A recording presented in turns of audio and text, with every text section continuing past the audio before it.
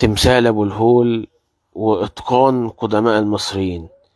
تمثال جسم أسد راس بني آدم. فيديو نادر وحصري. معظم التصوير بيكون من فوق، ممنوع إن حد ينزل تحت ويصور إلا المرشدين إلا بإذن وتصريح. فالفيديو ده نادر جدا، قليل قوي اللي صوروا تحت كده جنب أبو الهول.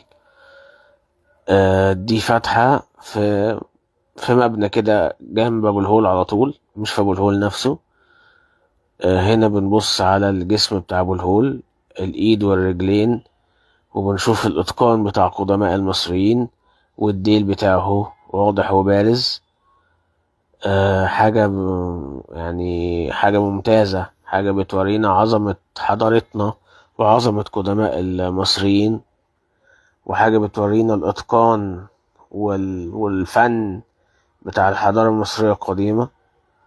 هنا الباب الخشب ده الفتحة اللي بتنزلنا أسفل أبو الهول. أنا الكلام ده أول مرة أشوفه زي حضراتكم كده. أنا الفيديو جبته من على النت يعني، مش أنا اللي مصوره، أنا جايبه وبشرح لحضراتكم يعني.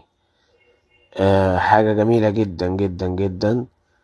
آه أنا منبهر بصراحة. أنا ما شفتش بصراحة فيديو عن قرب كده لأبو الهول. وحتى أنا لما رحت الأهرامات ما شفت أبو الهول من بعيد، ما عرفتش أنزل تحت كده. فحاجة جميلة جدا جدا جدا، وحاجة تدل على الفخر والعظمة. هنا بقى هنلاقي ما بين رجل أبو الهول من قدام لوحة الحلم. لوحة الحلم دي، اللوحة دي ليها قصة. إن شاء الله هبقى أحكيها لحضراتكم. أتمنى تكونوا استمتعتوا بالفيديو. شكرا.